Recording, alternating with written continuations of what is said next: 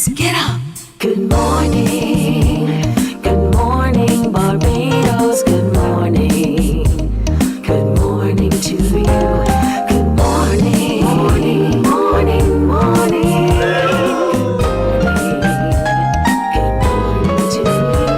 Good morning. Morning, Barbados. Good morning.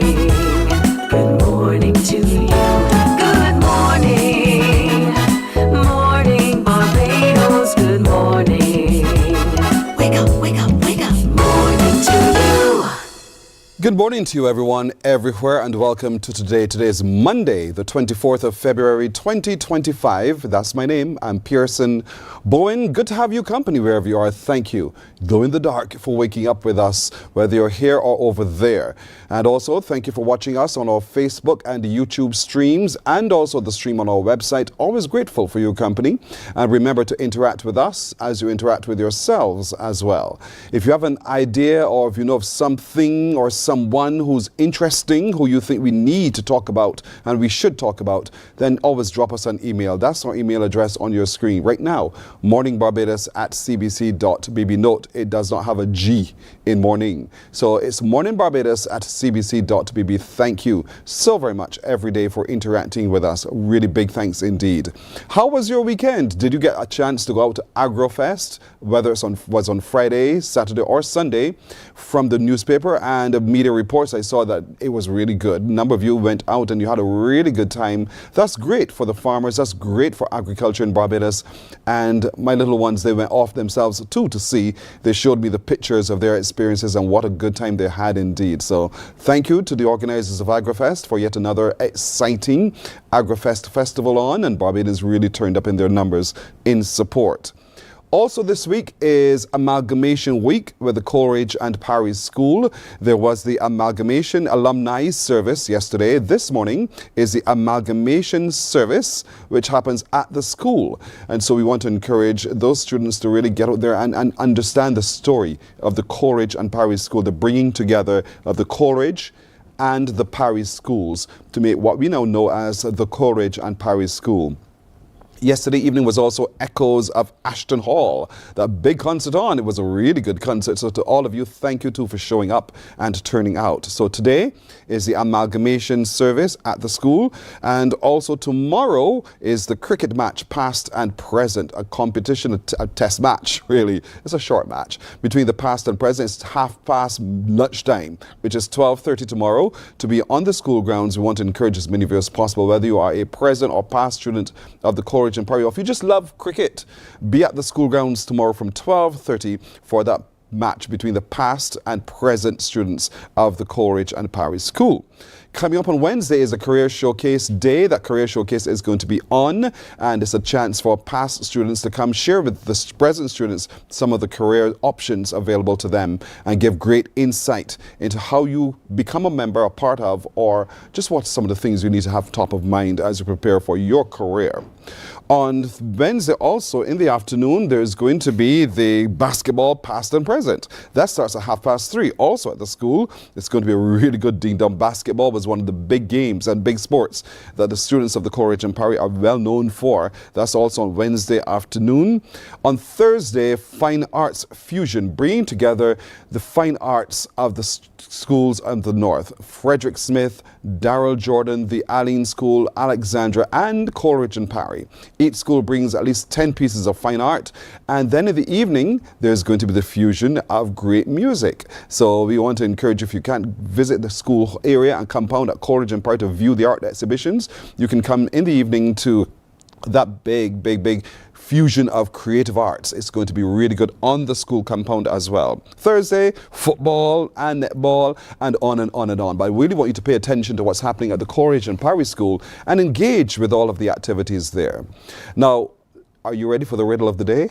Are you truly ready for the riddle of the day? It's a long one, but it's an easy one. So get ready right now to give me a call on 228-5562 or 228-5563. The numbers are right there. Here we go. Today's riddle reads, what is today's riddle here? Pronounced as one letter and written with three. Two letters there are, and two only in me. I am double, I am single, I am black and gray, I'm red from both ends, and the same either way. It long, no? Well, what am I? So here we go. Pronounced as one letter and written as three. You got that? Pronounced as one letter and written as three. Two letters there are, and two only in me. I'm double, I'm single, I'm black and gray, I'm red from both ends. The same way, basically. So what am I? 228-5562 or 228-5563. Either which way you read it, I'm the same letter. 228-5562 or 228-5563. Ponder upon that and give me a call. Let me know what you've been able to solve from that riddle. Pronounced as one letter and written as three. Two letters there are and two only in me. I'm double, I'm single, I'm black and gray, I'm red from either end the same way. What am I? Call me now. Also coming up today, we take a look at climate change and sustainable development. And I asked the question, how does climate change impact the spaces where we live, we work, or we worship? And what can we do to make them more sustainable? I believe you have a call. Good morning. Hello. Good morning. Hi, how are you? I'm good, thanks. And you? I'm well, thank you for asking. I know this voice. Who's this? Terry. Sorry? Yes, it's you. It's you from Christchurch, right? No. Where? I'm from St. Michael. Right. St. Michael, it was somewhere nearby. What is the answer? I-E-Y-E. No, I don't understand what you're saying. What are you saying? The word I-E-Y-E. I what? What are you saying? I'm not clear what you're trying to get at. My I, that you see out of? The I. Terry, talk to Yes, me. please. Yes. Right, so your answer is I what? No. I what? No, I, nothing. The word I. So it's just I? E-Y-E. E-Y-E. Explain it to me. Let me go. Let's go through this piece by piece, shall we? Pronounced as one letter, you think it's I, Yes. and written as three. Yes. Help me. E-Y-E, yeah. Help me here, Terry. Help me here, Terry, please. So, Terry? Yes. Yes, there's a... Help me here, Terry, please. There we go. Pronounced as one letter, you think it's I, right? Yes. Written as three, what are your, what? E-Y-E. I'm having a challenge in hearing Terry, so... But Terry, you're absolutely right. You're absolutely right. Production crew, help me please. Production crew, thank you. But Terry, you're right. The answer is E-Y-E-I. Well done, Terry. Thank you so much, Terry of St. Michael. Now, also today on our show, we'll be connecting with the Roman Catholic Church. They're marking their Jubilee year, and this happens every 25 years. But there are a whole slate of activities that they're having. One specifically that grabs local and national attention. What is it? You need to stick around to find out. They'll join us to talk a little bit more about that. We also told you earlier, as a matter of fact, last week, about the exhibition at the Queen's Park Gallery that takes a look at reparations through the eyes of the artists of Barbados. And so we want to meet two of them today to see how they interpret, as we take a look at that 10-point plan by CARICOM to deal with reparations. What are their interpretations? How do they use the media that they use to be able to express that? And how can we, when we get there, engage in the conversations around reparations? The Barbados Association of Professional Social Workers are also hosting a conference in March, and we look forward to that. They're looking at how we live well, and they're talking specifically to social workers. How do you care for yourself? How do you live well? How do you avoid stress and burnout? And so we want to hear when that is and who will be there and how we can be there as well. And we'll meet a Vincentian mover and shaker. She's one who has been listed in New York as one of the top 20 women entrepreneurs to look out for. What a story to tell indeed. So we can't wait to talk a little bit more about those things straight ahead. Can I get started? All right, let's take a look now at, as we go over to the Center for Biosecurity, and we're happy to have with us this morning for sure, as we take a look at climate change and sustainable development, a webinar upcoming, Miss Heather Pinnock. She's the Managing Director of Lucia Caribbean. Is she with us so far? And we also met with the Director of the Center for Biosecurity Studies at UWI, Dr. Kirk Douglas. To both of you, good morning. Good morning. Good morning, Pearson. Thank How are you you for doing? joining us today. It's a very big subject and very important topic that you're looking at and the upcoming webinar. I'll start with you, Dr. Douglas. Talk to us about when it is and why it is that you're having this webinar. Okay. Good morning to all Barbadians. It's going to be on Wednesday, which is the 26th of February at 1 p.m. Barbados time. We are hoping that we will have a lot of persons turning up to listen to the experts speak on sustainability, speak on climate change, air pollution, but air pollution indoors. What are some of the bad things that you can do inadvertently to make your space not so healthy? And what are some of the things that you can do to make your space healthy, whether this is your home, your work, your building, even for architects? We'll have an architect, Mr. Ryan Clark. He is a lead and well certified architect, and he'll be giving us some really good pointers on how to build and how to build sustainably. So this all ties into sustainable development as well. We also have Mr. Christopher Galarzo. He is the co-founder of EcoChef, and I really would like people to tune in to hear what Chris has to say, especially for the tourism industry and the hospitality industry, on how we can make kitchens much more sustainable, whether they're commercial, residential, or otherwise. We also have Miss Heather Pinnock, and she is a real estate agent, a placemaker, and managing director of Lucia Caribbean. And she's joining me this morning to give you a bit more background on herself and her participation as well. And we also have Miss Grace Williams. She's the owner of Grace in Design Services. So how interior designers can also get in on this really interesting topic on how we can make our spaces safer. So thanks very much, Pearson. We're seeing a difference, Dr. Douglas, in how we construct buildings today. In time of yore, we would have gone a lot into wooden and lots of open windows and louvers that remained open. Now we have everything all closed with air conditioning. And I suppose that this webinar upcoming helps us to take a closer look at when we build and develop today, how we are impacting through the changes in climate as well, the safety and well-being of our people who occupy those spaces.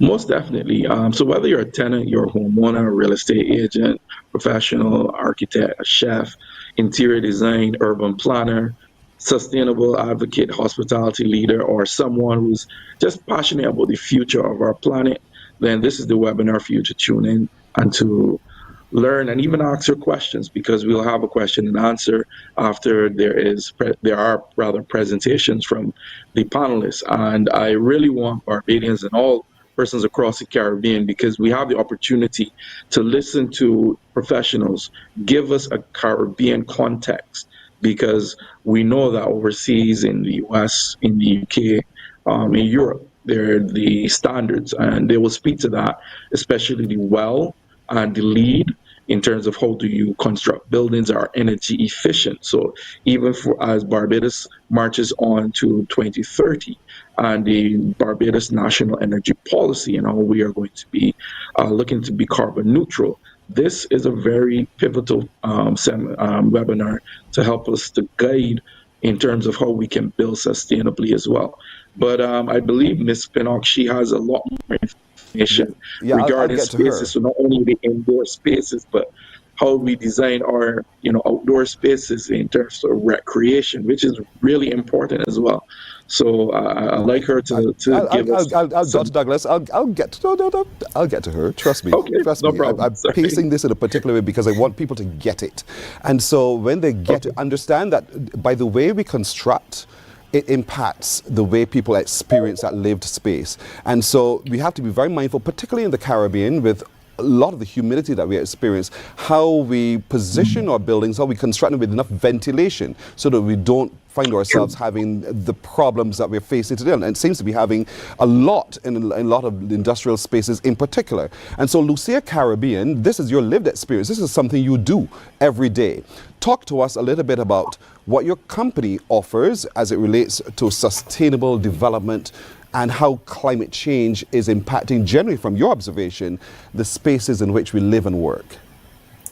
Great. I'm so happy to be here. Good morning from Jamaica. Yes, indeed. What I do every day and what I'm thrilled to do every day is look at how our built environment is affecting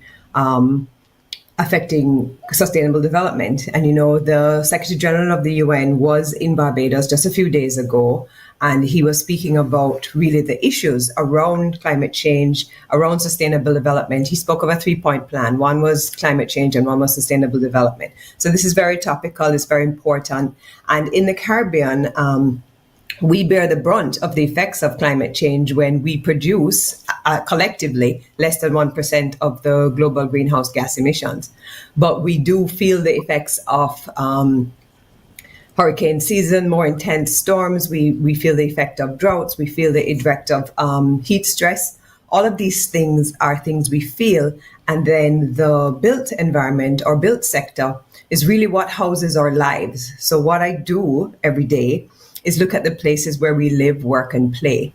And that means I want to understand and help people understand how they can improve how climate change is affecting them in the places that they live, work, and play.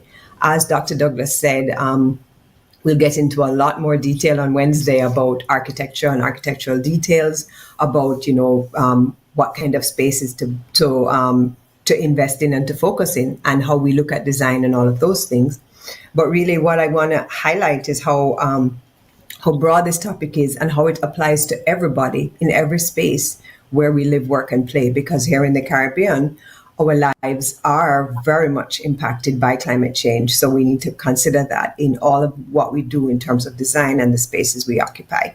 Whether you're a large company or just a tenant in a small dwelling property, it impacts you. And so this webinar is for everyone. Don't see it to be just for those at the top end. It's really, so I suppose, for everyone because we all, each of us, go into different spaces, whether we stay there for longer periods or shorter periods. We all use those spaces. Dr. Douglas, though, Ms. Pinnock did talk about outdoor spaces as well. Is that a concern? Of course it is. So. Oh, which one of us? Dr. Douglas. Go ahead, Heather. Oh, sorry. Of course it is. A lot of Caribbean life takes place outdoor. It's one of the things that I really focus on quite a bit, which is public space. A lot of what we do in the Caribbean, from on our sidewalks, in the streets, to let's take Barbadian road tennis, to carnivals, to our celebrations. We live a lot of our life outdoors. So it's important that we give quite a bit of thought also to what that space is like. Today in Jamaica, my phone is giving me an alarm. The sun's not up yet, but it says there'll be an extreme UV today. So these are things we need to be aware of just as we go about life every day. Over to you, Dr. Douglas. No problem. Thanks, Heather. What I'd like to highlight, particularly as it relates to climate change, notably, Kingston has gone through what is called climate departure within the language of climate change. That means that what was previously the norm has now shifted. So in terms of temperature, in terms of UV exposure, that has now shifted to higher temperatures, as we would have also experienced in Barbados. It's just that Jamaica has now entered a new realm where their new norm is much higher as it relates to temperature. And this has a lot of knock-on effects as it relates to health, whether this is in relation to non-communicable diseases, persons with kidney disease, persons with cardiovascular disease. And so we have to be mindful of the shift in the environment and how we can adapt to climate change in ways that also allow us to develop our economies, develop our countries sustainably. So that is part of, because this webinar is part of our climate change and sustainable development series. It's the fourth one that we've had. So we've had others before, but this one is really, really interesting. And I think we had a webinar before that focused on the actual architecture and buildings and how we can build better. But this one takes it a bit further. We're looking at even how your furnishings, for instance, your curtains, your soft furnishings, your chairs, your tables, your furniture, how they all influence your indoor air quality. And therefore, you have to be mindful of what items you furnish with, particularly in buildings, in terms of offices and stuff, especially Mr. Rand Clark. He will give us a lot more detail where that is concerned. And I know that persons want to do better, and we are providing the opportunity to get the information that persons can definitely advance the sustainable development thrust within the Caribbean, not only in Barbados, but all through the OECS, all the way in Jamaica. We have 2 Jamaicans who will be presenting, both Miss Williams and Miss Pinnock. And I believe that also especially for the tourism industry, how they can pivot and also save money as it relates to their kitchens. Because when you think of it, the hotter your kitchen is, the harder your air conditioning has to work. And so Chris will go through a number of steps to show persons in hospitality industry in terms of the cooking and preparation of food. And he is a chef, a certified chef. Actually, he's the world's very first sustainable eco chef. So we have really, really, really highly skilled individuals who will be participating in this webinar. And I want persons to come out. Don't think of it as something onerous, because they'll not be presenting things that will be over your head. They will take you through simplistically and step by step how you can manage, how you can even scan your environment, and therefore help you to live better and live safer. And that is so important, how you can help us to do so. And it's not just the pretty little things, I have the vase here with me and all of these soft, cushy cushions, but they can themselves be harbingers for different things I need to be mindful of. And so the things that we identify immediately, Ms. Pinnock, will be the mold. We talk about heat and we know what that causes as well, but there are other things. It's not all the pretty things that necessarily need to be in the space to make it safer. And so I'm glad that the webinar is on. It's this coming Wednesday, 1 o'clock, and it is online. It's online. So there's a Zoom link. On the graphic there, you can see a QR code. That QR code will take you to the Zoom registration. Once you register, you will be issued your registration link, and you can join us at 1 p.m. Barbados time, which is 12 noon Jamaican time. But I really want persons to understand what are the threats within your environment. You can even take a look at your inner bathroom, the bath curtain that you purchased. As soon as you open that, there's a scent that hits you really strong. And that is part of what we mean by what you bring into your environment can influence you, because some people get headaches, some people may even trigger their asthma, but those are what you call volatile organic chemicals, or VOCs. And these are rather silent harbingers against our health, and we have to be mindful of them. And this is because research is advancing in these areas, and people are now becoming more familiar, more knowledgeable. And so as you gain that knowledge, then we have to assimilate that knowledge and then put it into action. And that's what this webinar is all about, furthering that knowledge, that information that empowers you. Now you know better to do better. So I want to thank both of you. I hope many people do log on and register soon to be a part of this. It's the upcoming webinar, and it's online on Zoom. Remember, check the QR code, and that QR code takes you to a registration form. Thank you, Dr. Douglas. Thank you, Ms. Pinnock, as well, for joining us this morning, and much success with this. I hope really a lot of people do turn up so that they can share the information thereafter with many more. Thank you. Yeah, and Thank you. You're welcome. Very much for your person. And if persons can't log in because sometimes they can't for one reason or the other, we will have a recording which we will try to make available for persons so that they can log on to, I think, YouTube and take a look at it at their convenience as well. Excellent. Thank you both. Morning Barbados takes a break Okay, here. thank We're you. coming back in just a moment. Morning, morning, morning. Good morning. Good morning to you. CBC TV8, the home of championships, will be bringing live coverage of Gold Cup, NAPSAT and BSAT in the month of March. Packages are available for sponsorship now. Contact your CBC sales representative today or call 467 5559.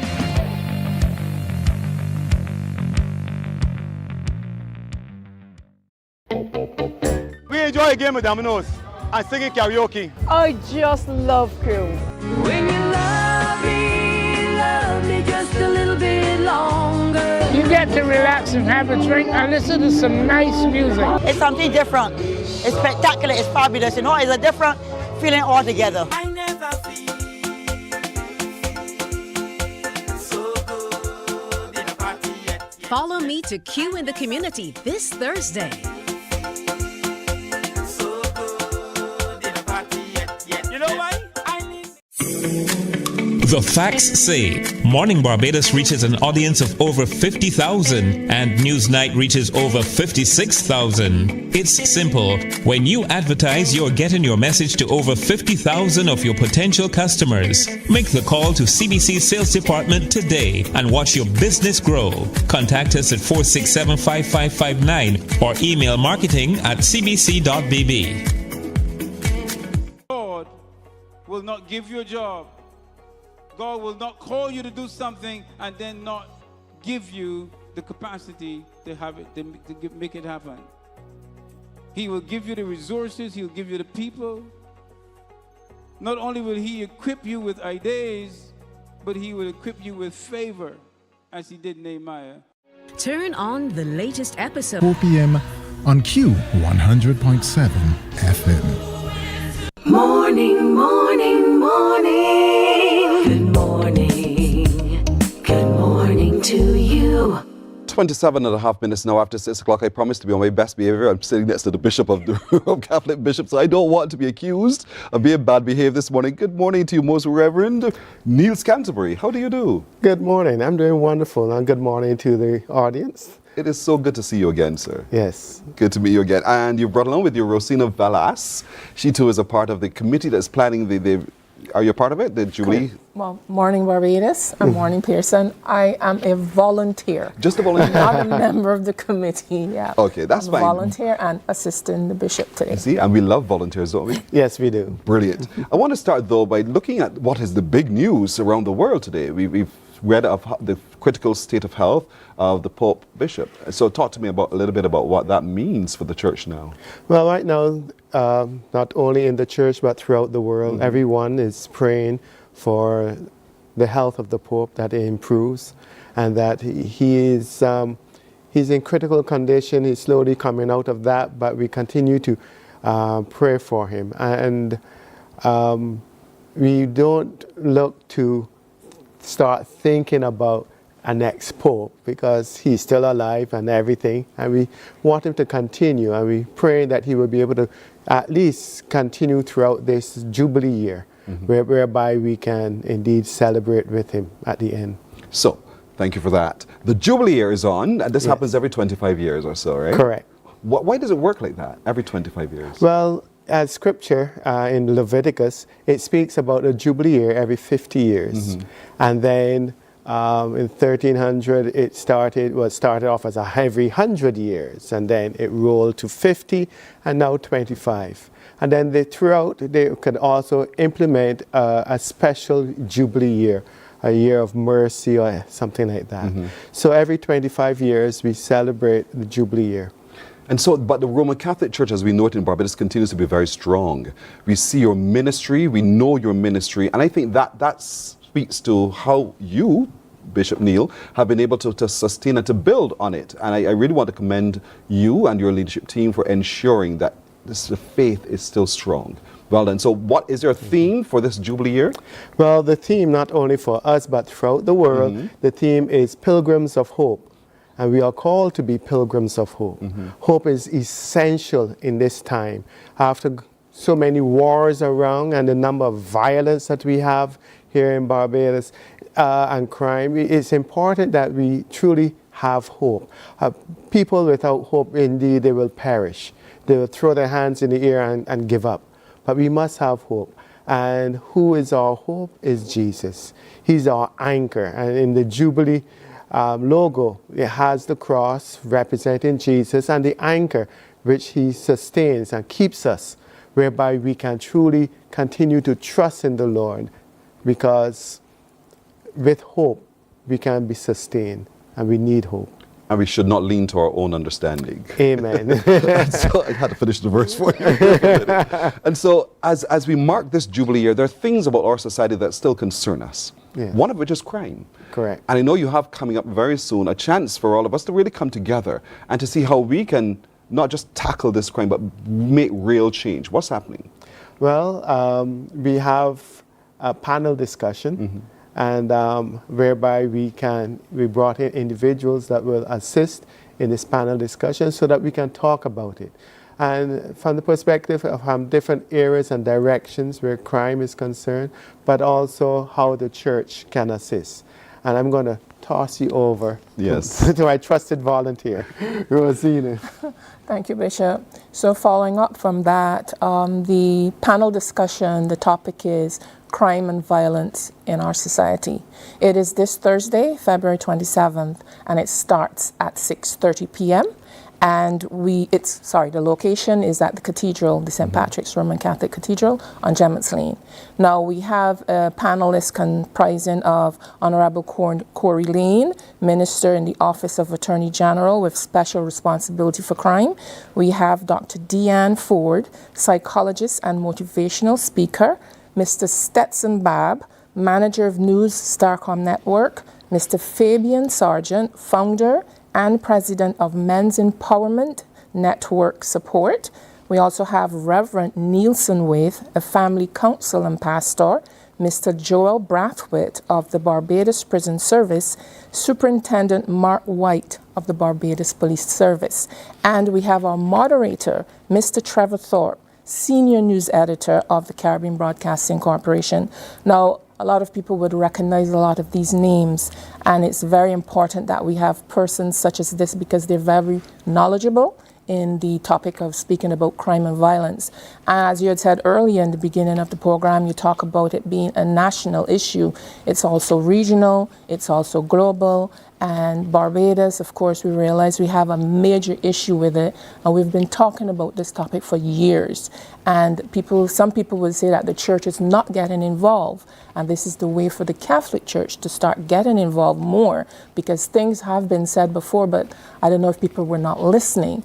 And we really need to deal with this topic, and we want people to get involved, get on board, join us on February 27th.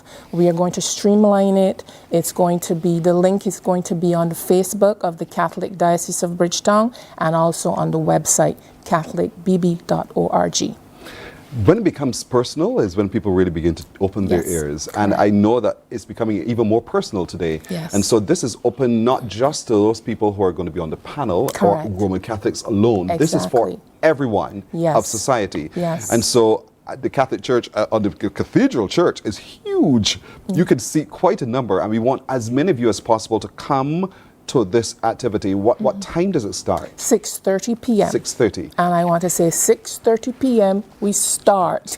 So we would like you to be there before. Yes, but you've pulled together on your panel a cross section of people who can give insight, truly give insight. Yes. I know Stetson works on a series called The Streets, Exactly. so he's done a lot of work into going into some of the spaces, and the police service are going to be there as well. They the prison service who deal with it at the other end, and so there are all sorts of perspectives that are going to be tackled at this session. Are there going to be questions, an opportunity for questions and answers? Definitely. We actually have had some questions already in, and we are asking people, post your questions during the stream. If you want to send in questions before, go to the website. You can call the Catholic Church main office, and we're willing to take your questions. Unfortunately, we won't be able to answer every question because it's a limited time. We have 2 hours, and you can't discuss such an issue in such a short time, but we will take the questions. We will deal with them in the future.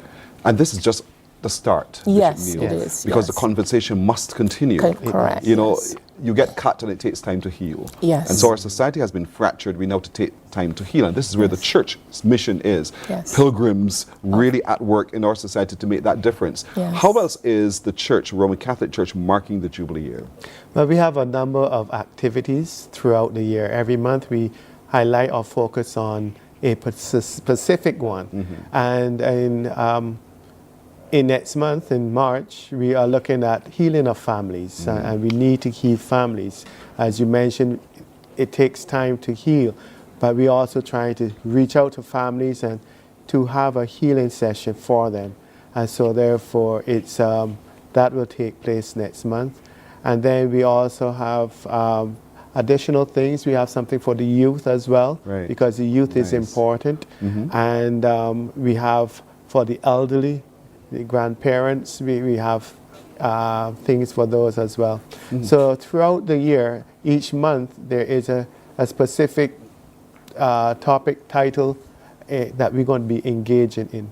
I like that. March the family, and then you break it down to the youth, to the elderly, to the different segments of family, because we're all a part of community, we're all a part of families as well. And so this is the approach of the Roman Catholic Church to being able to make a real different change to our community as well. And I like the way that you're doing, because the church is now in action. It's not just standing on the pulpit and preaching. Correct. You know, it's being real, tackling real situations. Correct. And there's been a call over years for this kind of action from the church. Yes. And So in essence, if I can say this, in essence, we are gathering. Well done, Sister The Roman Rosina. Catholic Church of Barbados is gathering. Yes. So we're gathering Barbados, and we want you to please support us in this effort. Every month there's an activity.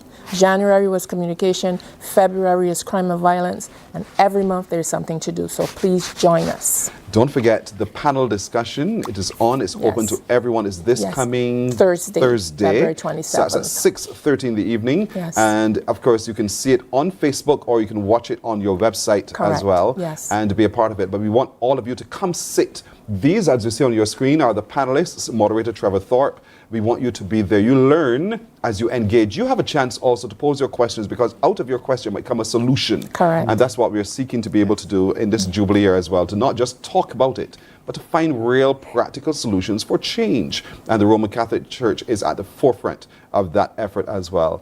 And I really want to commend both of you, Bishop Neil and Sister Rosina. Thank you both. I really want people to continue to engage with the Catholic Church. You're doing fantastic work, and this is not to make your head swell. This is just a statement of fact, right? Amen. And you're welcome. I really want people to join you on this pilgrimage, because you're moving towards a change, a positive change. And we're all called as Christians on this earth to do that. And you're living what you believe, which is important to me, and I think it's important to many other people as well. So my full support. Thank you so very much. You're welcome indeed. We're taking a break right here on Morning Barbados. We're coming back in just a moment. Morning, morning, morning. Good morning. Good morning to you.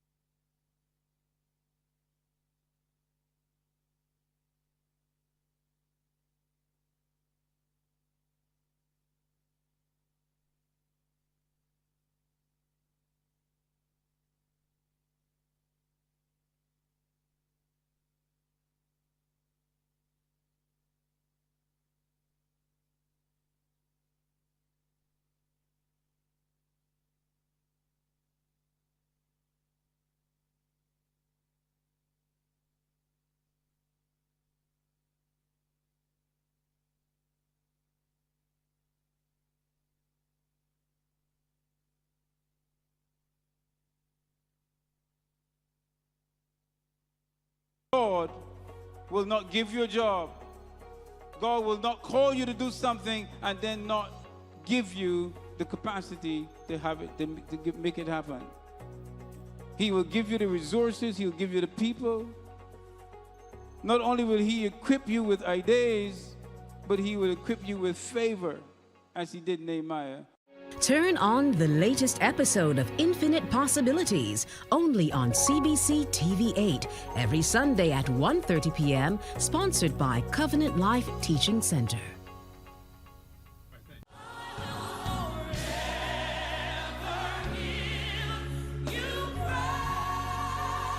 An hour of inspiration, celebration, soulful praise, and uplifting messages that will refresh your soul and fill your heart with joy.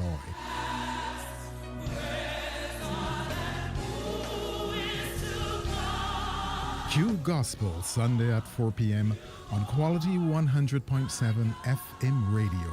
Bringing Morning, morning, morning. Good morning. Good morning to you. We're 19 and a half minutes now to go to the hour of 7 o'clock, and we want to turn our attention now to a conversation on reparations, and who to talk to me best about this is Amanda Dakin. She's a mixed media artist. Amanda, good morning. Good morning. How did you get involved in this? I saw a call for artists that came through, and when I saw the subject was on reparations, I thought, why not? I am as much a part of this conversation as anybody else, and I feel very strongly about it. I'm born in Barbados. My family have been here all their lives, and I just think it's a conversation that everybody should be having. So in trying to prepare for this, what did you feel in doing so, and what did you discover in doing so? So for me, I thought it's a very difficult subject for me. I'm a white person. You know, I didn't go through slavery. My family didn't go through slavery. I'm thankful that they were also not slave owners, but that is the history of this country. And I wanted to find a piece that I could provoke conversation without, I mean, it is a political subject, but I didn't want to be too political. I wanted it to show hope and repair. So the piece actually evokes a Japanese repair, which is kintsugi, where in Japanese pottery, if something's broken, they repair it with gold to make it better.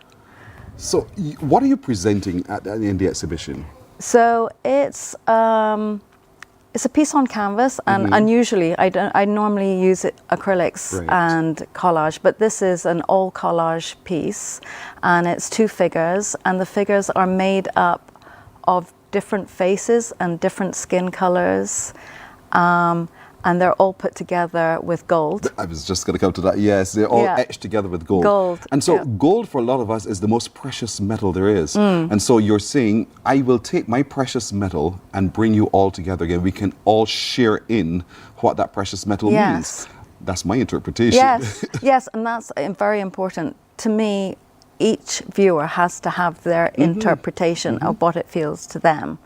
And I think I'm a conduit for those feelings and ideas to come forward. How do you feel about doing that? Because, I mean, you just want to create what you want to create. Yes, true that. But then someone walks through and says, I don't understand this. And then what do you do? Well, I may say a few words and see if that helps them to see something different in it. So I also have put words into it. I have clock faces because to me time is ticking, and it's a conversation for now. You saw my reaction, right? When you mentioned clock, because I think that's brilliant. Because you're right, time, it marks time. It marks time. But it also shows that time is also ticking. Yeah. You're quite right. And so to be able to transcend the time and to understand the journey through time is also important. That's brilliant, Amanda. I'm sorry. No, sure, your turn to sit back. No, but it's it's something that has been part of our history for so long, and the conversation is still going on, and there's slowly things are happening. Right. But I think there needs a bit more urgency. Because people are uncomfortable. Yes, it is uncomfortable, but I think the only way to make things comfortable or more comfortable is to talk about it openly, the good, the bad, the ugly. It all has to get out there. You have to confront it. You can't avoid it. Yes. It is what it is. It is what it is. You can't sweep it under the carpet. Right. There's no way. I mean, if you go to Germany today, on their curriculum, they talk about the genocide of the Jews. It is open in exactly what happened, not hiding any parts of it. And I think that's an important thing to do for the healing of a nation. Using gold. Using gold.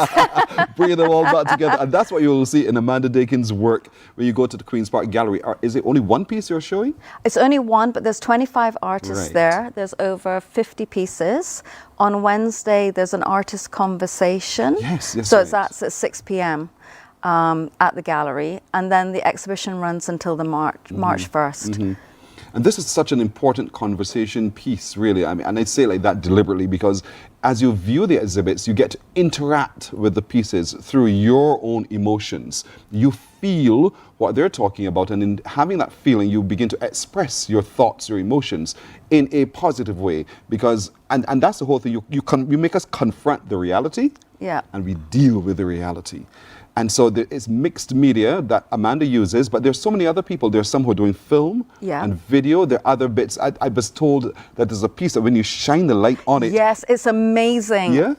So you shine a light and he's used like ultraviolet paint and you see the bones of the person underneath. So it's like taking away that time and seeing what's really inside. Amazing. And to imagine that's done by us, Barbadians. I know. I mean, the skill level and the artistry out there and the variation, the fact you've got potters and sculptors and film and collage artists. I mean, it's all there. And everybody is saying something slightly different. There's no two pieces that are the same, which is also blows my mind that you have one subject heading reparations now and everybody comes to the table with something different. Something different. But that is the way we're built as people. That's our strength as well, to see it from all sorts of perspectives as well. I know the other person who would have been here with you had it been otherwise would have been is a designer. And I'm wondering if he would have designed fashion to help tell the story. Do you know what his exhibit is? Yeah, well, that's what he's done. He has, The way we dress, or the kinds of fabrics that we would have used to be able to do so. Yes, I mean, I don't know his piece personally, but that's exactly what he does. And I think that, again, to have something on your skin that is also telling a story and a history.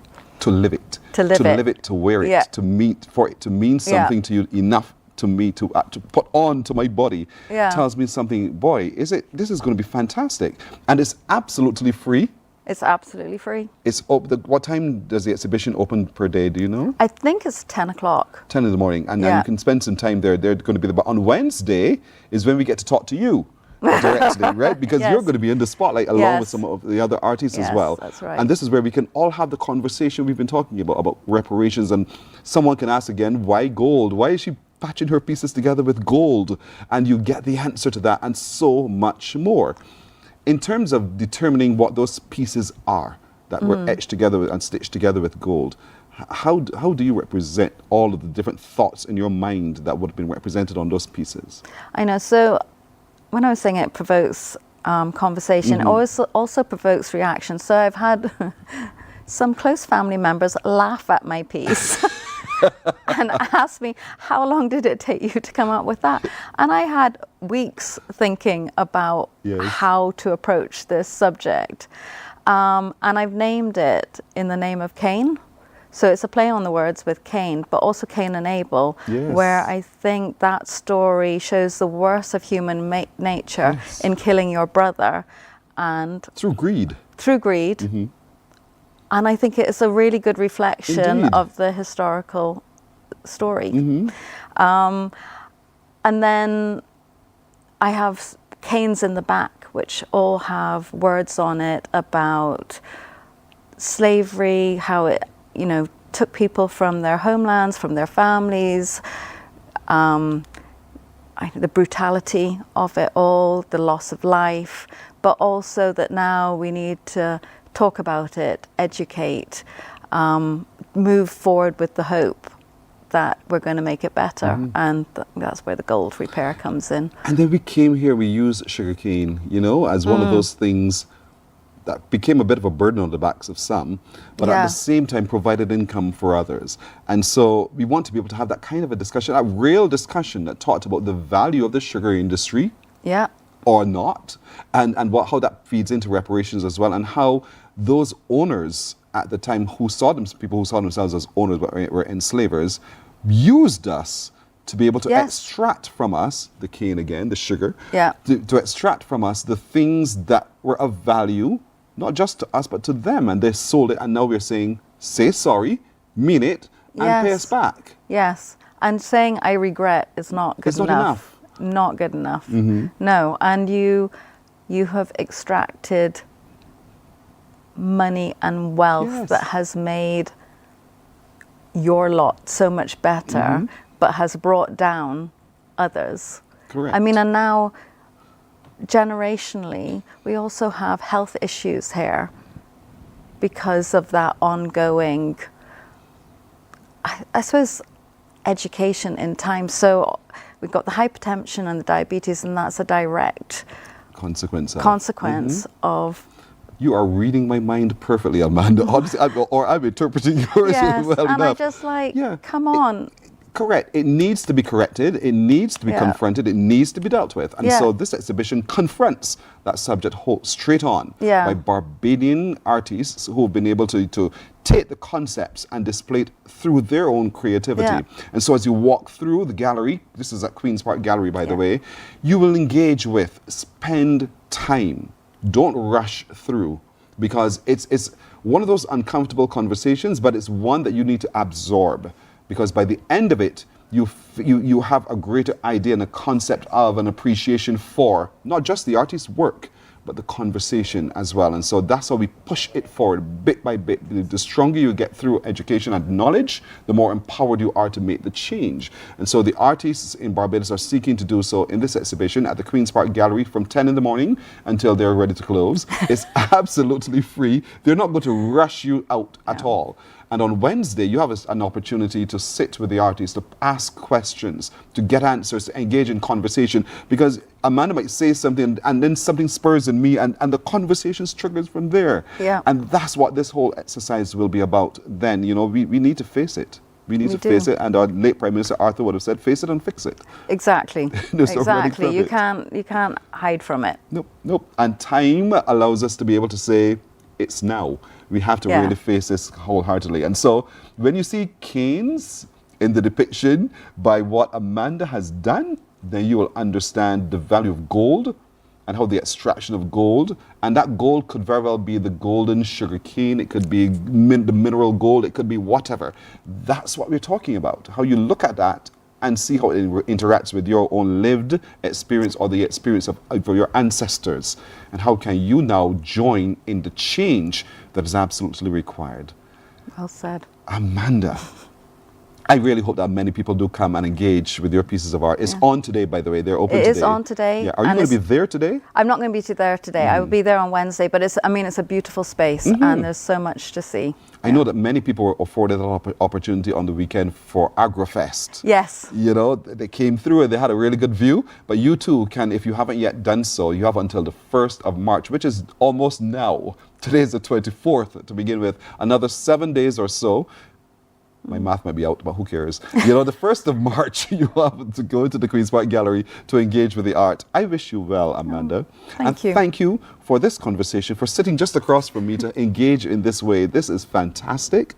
And I really hope that people do take the time, not just on Wednesday, but every day until the 1st of March. And you can go many times. Yes. If you didn't quite get it the first day, go back. The next time. Go back and do it again and look again and see it from a different perspective perhaps. Yeah. And you get that piece coming through to you. Thank you. Thank you very much. You're welcome indeed. Amanda Dakin is her name. Look for her piece in the gallery at Queen's Park. Morning Barbados continues in just a moment. Morning, morning, morning. Good morning. Good morning to you.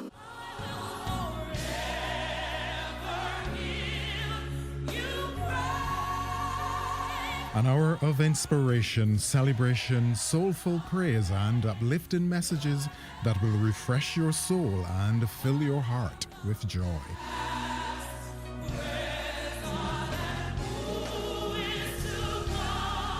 Q Gospel, Sunday at 4 p.m. on Quality 100.7 FM radio, bringing you closer to the music, the message, and the ministry.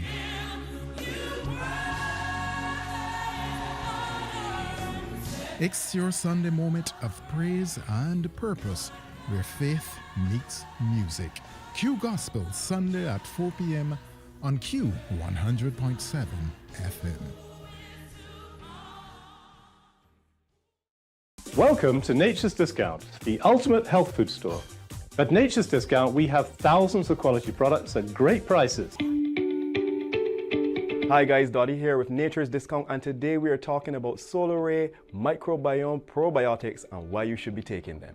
And we have well over 3,000 amazing products to help you get healthy. For your morning, good morning to you. I have another riddle for you. Are you ready for this one? Call me on 228-5562 or 228-5563. Look at your screen. Who has married many women but was never married? Think about it. Think about that. Who has married many women but was never married? 228-5562 or 228-5563. I think this one is so simple, just to get you cracking. Who has married many women but was never married? 228-5562 or 228-5563, the numbers to call. Let me know if you think you know the answer to this one. Who has married many women but was never married? I know you're asking yourself, how is that possible? It's possible. It's up to you. It's possible. So you call me and you let me know who has married many women but was never married. 228-5562 or 228-55. I can't believe this is stumping y'all. I really don't believe this. How is it possible that this very simple question could stump you? Good morning. Hello. The body is you. The body is me? Yeah. Why you say so? The body is you. Why do you say so? But you bring the question, so I'm happy to be you. Good. Go on. Thank you. Here, 228-5562 or 228-5563. Who has married many women but was never married? That first answer is not the answer, by the way. 228-5562 or 228-5563. Who has married many women but was never married? This is so easy. It is as straightforward as you're thinking. Give me a call, 228-5562 or 63. Good morning. Hello. A blessed and spirit-filled week to you, the staff, and to all the listeners. Thanks, Gail, to you as well. What's the answer?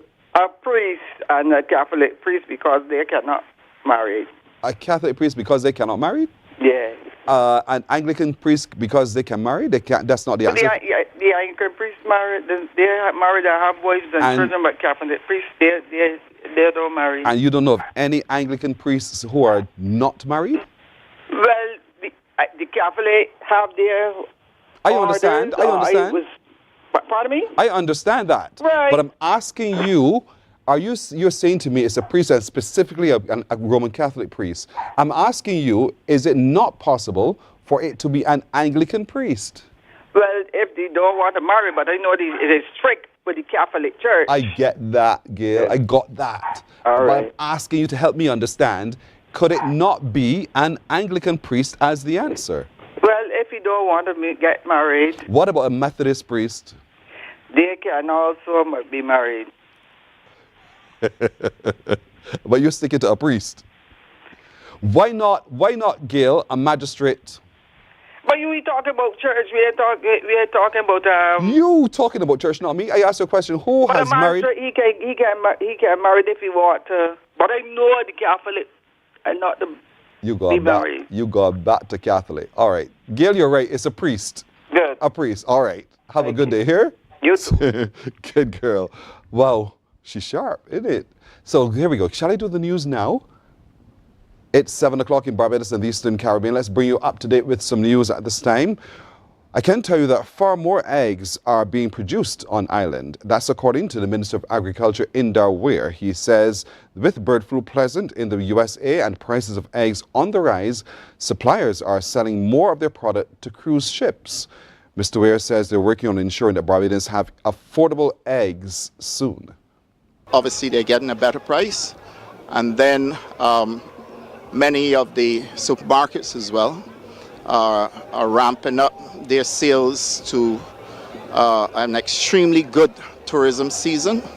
And all in all, it is a case of us now having to supplement what is being produced locally. This is not the first time. This has happened even before I became a minister.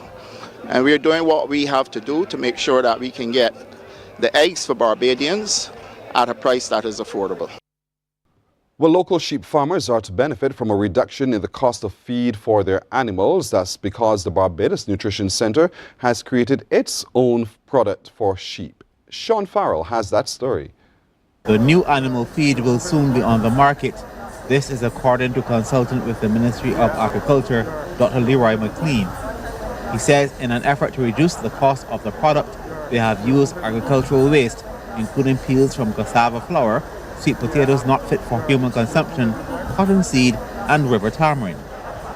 The ingredients have been developed in a 14.5% crude protein, which is comparable to most commercial feeds. What we think will also could be a game changer for farmers is that at times like this, you have a lot of grass around. So farmers have no problems with finding grass. But when the dry season starts, it's usually a big problem. So what we have done is we have taken grass and pelletized it so that it can be stored, that farmers can have use of it during the dry season. The consultant says they're in the process of constructing a facility for semi-commercial production, which should be completed by mid-March. He adds by mid-May some farmers should be able to access the product, but there will not be enough for all due to volume. However, he says they have the equipment on hand and farmers can invest to produce their own feed. That comes to about $8,000. So what we, through the Farmers Incentives Program at the ministry, a farmer can actually purchase the equipment. We will provide them with the formulations, and also we can do the testing for them once the feed is completed to make sure that it has the correct nutritional value. And the farmers would also be able to get a rebate for the equipment that they purchase. Minister of Agriculture in Darwin says he wants to see the project expanded.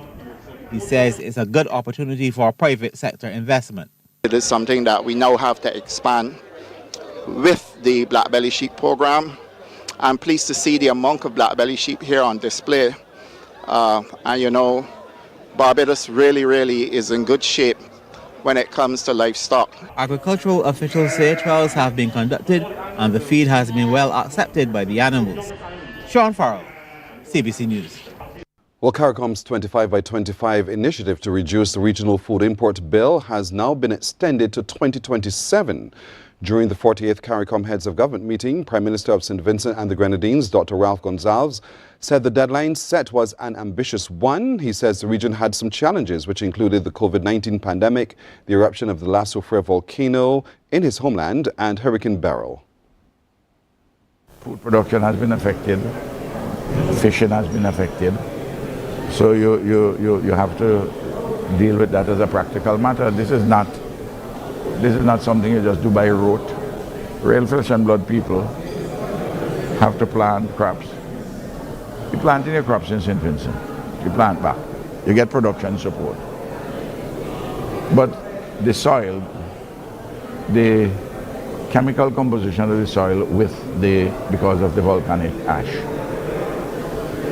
for many crops, that ash affects them adversely.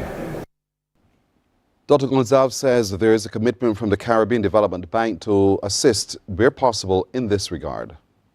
The President of the Caribbean Development Bank, Daniel Best, speaking to the issue and the role of the CDB and being enthused about dealing with financing for the 25 by 25 project through all the chains, including physical infrastructure like roads and the like. Of course, the president says that they'll have to reform some of their own internal processes, and talking about the president of the CDB, in order to be able to disperse funds on a timely basis. A look at sports now. Virat Kohli slammed his 51st one-day international century as India beat Pakistan by 6 wickets in the ICC Champions Trophy in Dubai. Pakistan opted to bat first, posted 241 all-out in 49.4 overs. Sawad Shakil scored 62 and Mohammad Rizwan 46, while Kuldeep Yadav took 3 for 40. India then chased down that target to end on 244 for 4, putting them on the verge of reaching the semi-finals. Kohli hit 7 fours in his unbeaten 100. Here's a look at the run chase. Now this...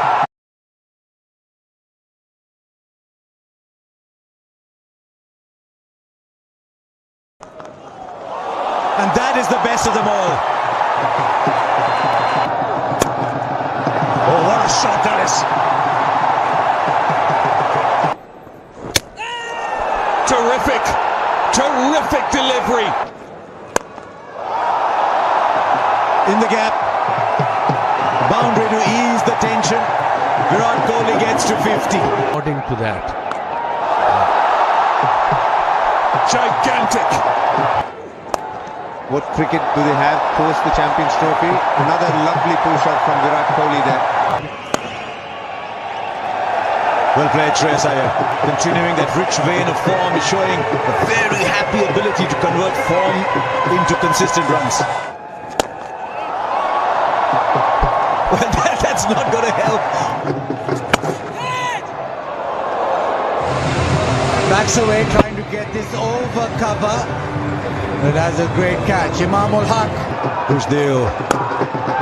Kohli down. He's found the gap. The king has added another jewel to his crown. Because this man has produced yet another sensational innings. 100 not out, Virat Kohli. India win by 6 wickets. That's a look at news. We'll be right back on Morning Barbados in just a moment. Morning, morning, morning. Good morning. Good morning to you. Welcome to Nature's Discount, the ultimate health food store. At Nature's Discount, we have thousands of quality products at great prices. Hi guys, Dottie here with Nature's Discount, and today we are talking about Solar Ray microbiome probiotics and why you should be taking them. And we have well over 3,000 amazing products to help you get healthy. For your health tips, tune in to CBC TV 8 every Monday, Tuesday, and Thursday for Nature's Discount, sponsored by Get Healthy Incorporated. Our world today is not the world God wants it to be. One of the reasons, which will surprise many, is that our planet, its governments, and its peoples are all living under the weight of Satan's rule. From the beginning of mankind's existence to today, human history is the written record of what it means to live under the rule of the devil. Yet that rule is coming to an end, and what a difference that will make. Every Sunday at 9 a.m. on CBC TV 8, tune in for Tomorrow's World, sponsored by the Living Church of God. Morning, morning, morning. Good morning. Good morning to you. 9 minutes after 7 o'clock. Now, we want also to celebrate Caribbean excellence. As a matter of fact, we'll meet now a young lady from St. Vincent and the Grenadines who was recently named by New York Weekly as one of the top 20 women entrepreneurs to watch for. What an outstanding acclamation indeed. Her name is Dr. Jacqueline James Little.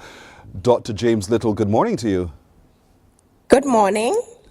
And big things are happening with you, Miss Little. So talk to me a little bit about what it meant to you to have been recognized in this way. Oh man, I'm still coming to terms with it. It's like a dream, but it's been humbling, inspiring, and I have to say a little bit validating, because coming from a small town in St. Vincent and the Grenadines, which is a small country in a small region, the Caribbean, and knowing that survival and success are the things you're going after, and then having it lead to this kind of success, it truly is humbling. But you've done some amazing work. I mean, you're recognized as a consequence of some great things you're doing. You're an engineer, you're an entrepreneur, you're a philanthropist, and I could go on, the list goes on. And all of that was born out of your desire to do. And what do you think it is that led you to have that desire to do? As I said, growing up in the Caribbean, growing up in a small town, a small island, you're pushed to do, you're pushed to become, you're pushed to educate yourself, and in doing so, that's my do. That's how I jumped into everything I did. It wasn't really looking for recognition. Mm-hmm. I think I was just looking to be successful. I was looking to make a difference. I was looking to make an impact, and the recognition came along with it. What was it about this little space in St. Vincent, you think, or who were some of the people in that little space in St. Vincent that engendered in you, Dr. Jacqueline, this passion for doing and succeeding and contributing? Call some names. Well, my formative years were spent with my angels. They're now my angels, my grandparents, mm-hmm. Amy and Walter James. They for sure are two of the people. My parents, Phyllis and Mikey. My siblings, I couldn't have done it without my siblings. And then my close friends, my circle, from Girl Guides, from the girls' high school, my circle who held my hand, my circle who uplifted me, my circle who believed in me. Those are some of the people. My best friend, Arusha Campbell Chambers, head of my circle. Those are some of the people who really inspired me to get where I am right now. How did you find out that you were listed among the top 20? An email came in and I thought it was spam, so I ignored it for a little while. And then when I did go back and look at it, I made a phone call, found out it was real. And that's pretty much how I found out.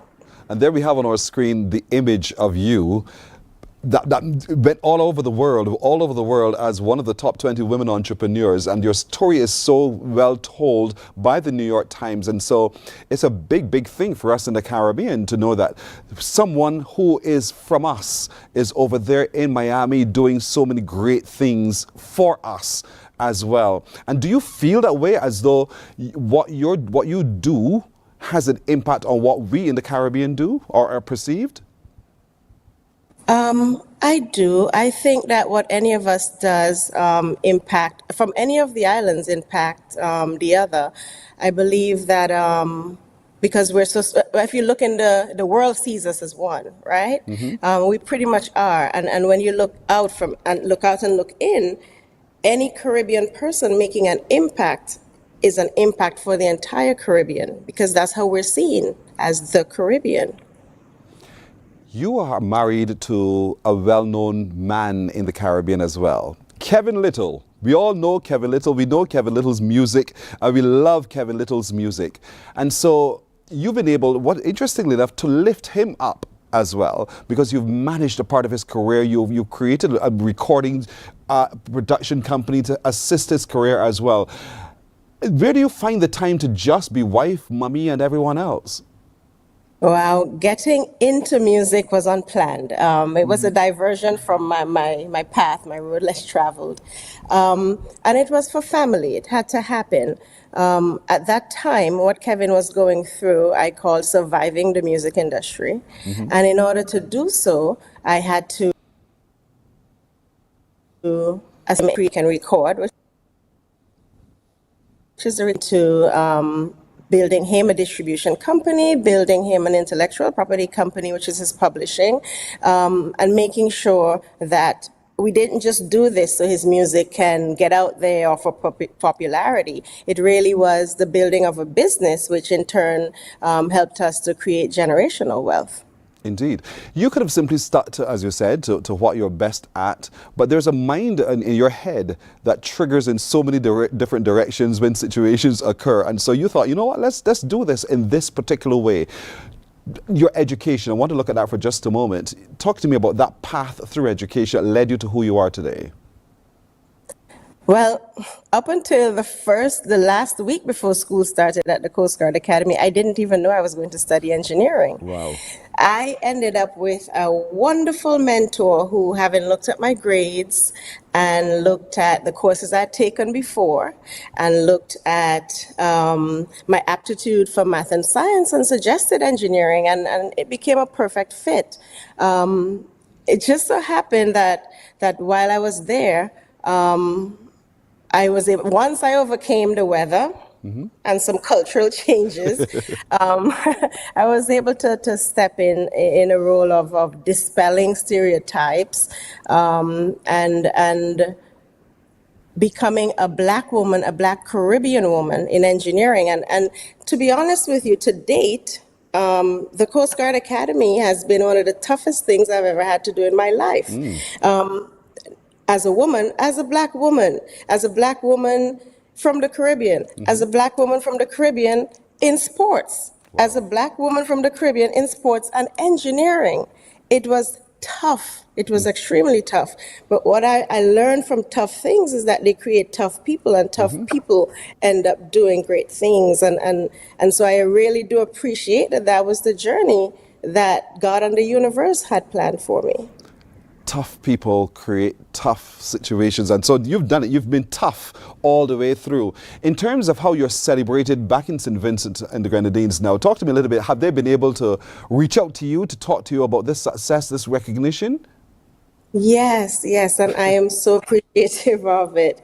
The minute it came out, well, the social media celebrated me at first, and then the media reached out, and I've been and still am doing media interviews in St. Vincent, and I truly do appreciate that little island. From the time I was announced as a candidate for the Coast Guard Academy, most of the media have followed my path and really have celebrated, and I do appreciate that about Caribbean people as a whole. You know, where we rally around each other when the time comes and when need be. Never mind, we have our little inter-island things and whatever we have, the little competitions and stuff. We really do rally around each other, and St. Vincent did show up for me. Indeed, and that's good to hear that your family, your base still supports you in the way they do. Have you considered in what ways you can continue to contribute to St. Vincent from where you are now? Well, actually, there are several ways that I am, and I will continue to. For example, Kevin and I found, and now one of our sons who just turned 18 has become one of the directors of the foundation. Thank you. We founded there's a foundation formed in Kevin's mom's name. Unfortunately, one of my favorite people in the world passed away at 52 from heart disease. We didn't know she suffered from it, like with most women. And when she did, we did this in her honor to fight heart disease. But after a few natural disasters, we expanded the foundation to get into help with natural disasters. And in 2021, when the volcano erupted, we partnered with Global Empowerment Mission, led by our friend Michael Capone. Yes. And we got to send 15 containers to St. Vincent with supplies and aid for the country. Again, in 2024, after Beryl, we were able to send about 408, a little bit more than that, maybe pallets of goods to St. Vincent to help, and we still are. As a matter of fact, yesterday, 3 containers landed in St. Vincent with more supplies, mattresses and other things to help with the rebuild.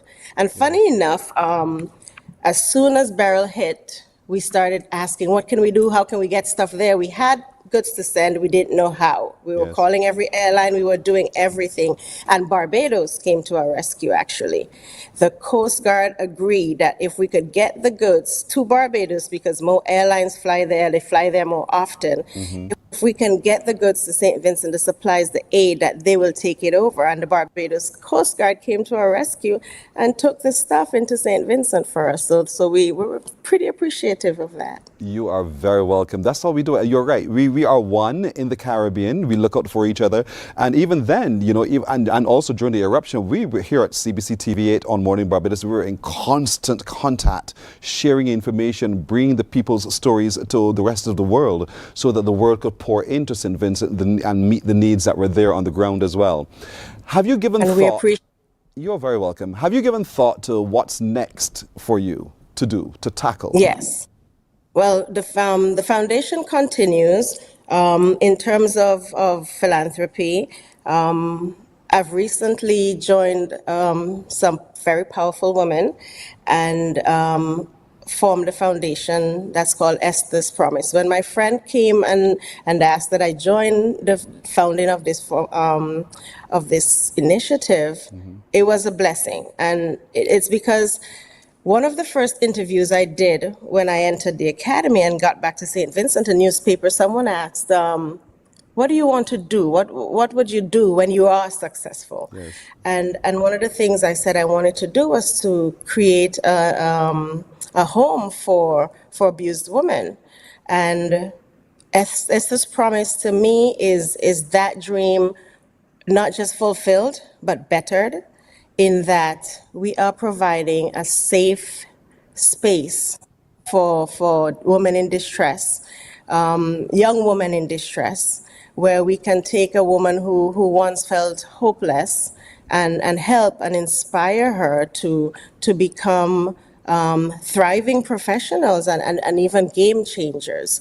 And so this is a 24-month program where these young women will go through, and it focuses on mind, body, and soul. And that's something that is just opening in St. Vincent. We got our first group of girls in, and you would not be able to imagine the pride and joy that we feel as a group as this is beginning. In terms of, thank you so much. In terms of professionally, my projects, I have a few exciting things coming. One of them is I continue with the construction of a 40-unit gated community I'm working on in St. Vincent Sustainable. Continue working on St. Vincent's first co-working space. As well as another gated community, a Medi-Spa, and then an eco-village in another island to be named shortly. Wow, you are busy. But I like your heart, I like your space, I like your mind.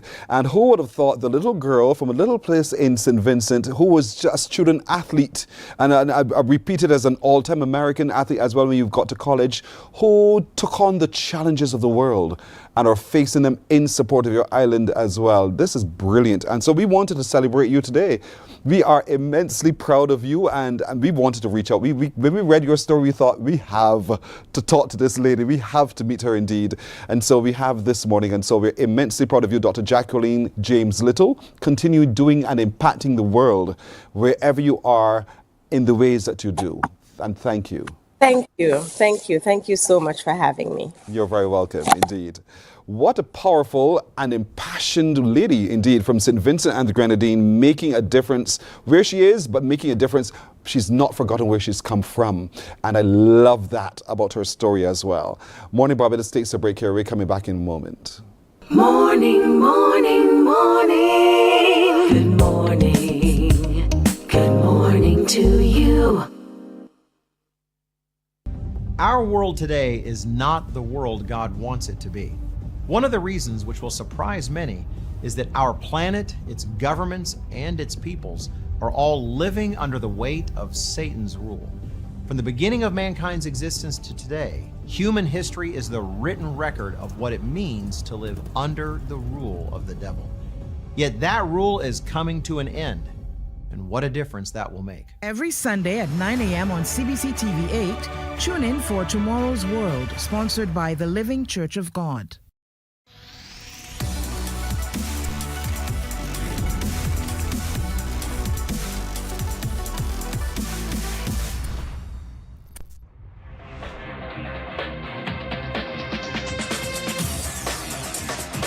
Week after week, Scald presents exciting reports and documentaries on the most varied topics of our time.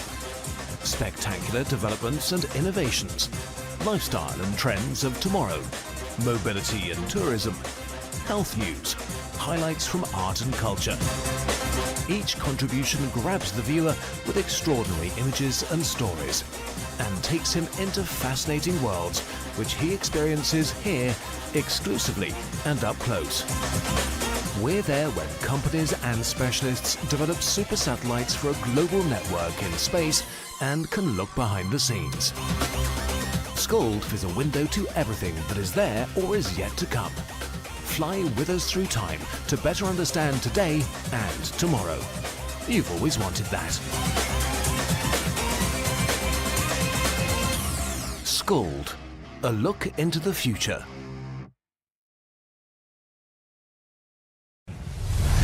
CBC TV8, the home of championships, will be bringing live coverage of Gold Cup, NAPSAT and BSAT in the month of March. Packages are available for sponsorship now. Contact your CBC sales representative today or call 467-5559.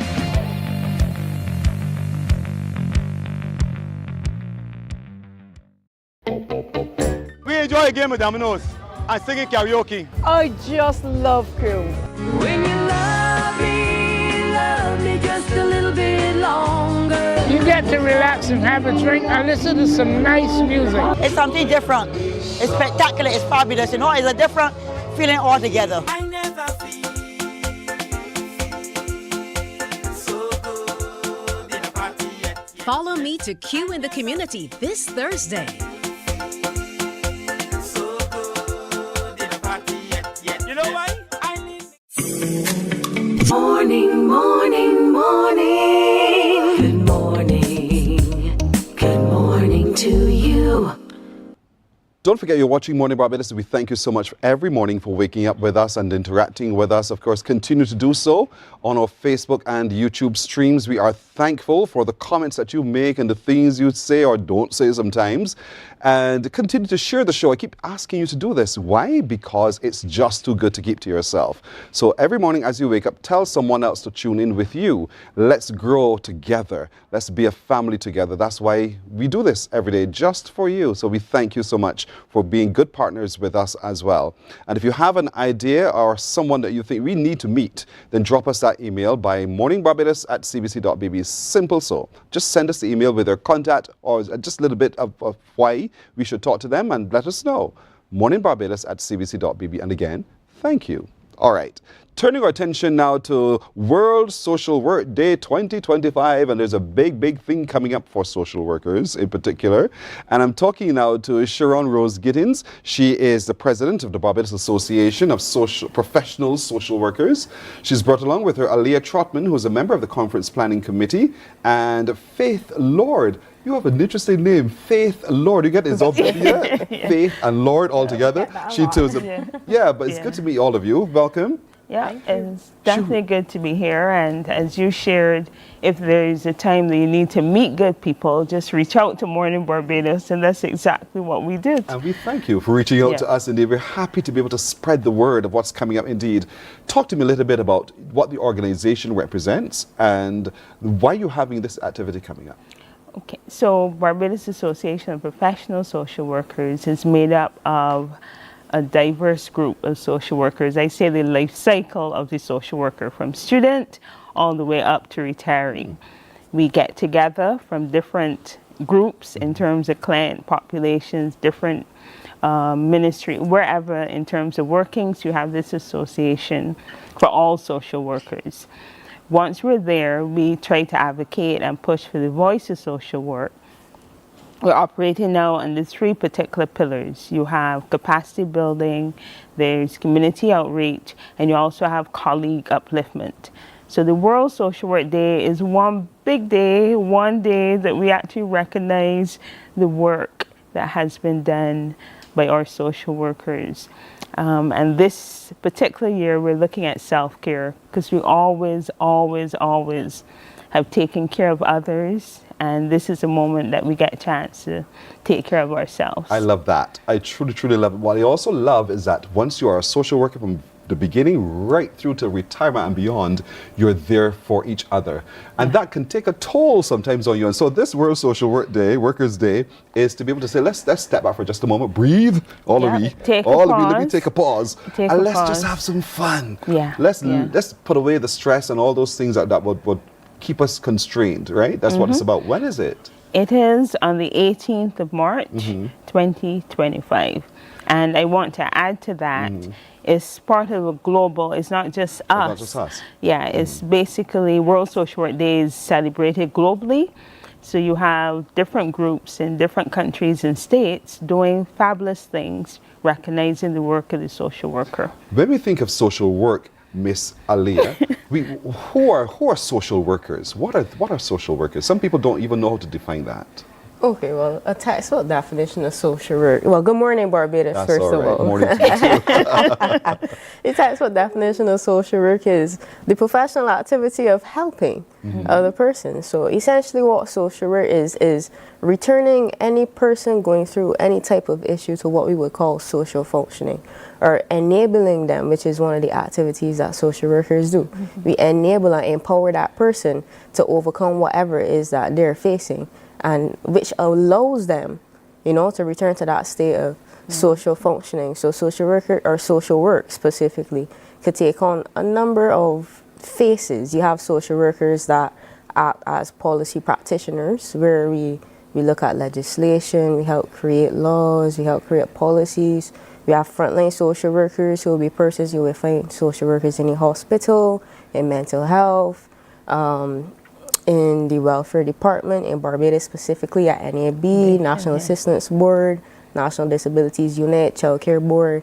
So social work really takes on a number of faces depending on what issue you're tackling. So social workers, I like to say this a lot as I speak to people, the same way that medical doctors speak to medical issues, social workers speak to any social issue.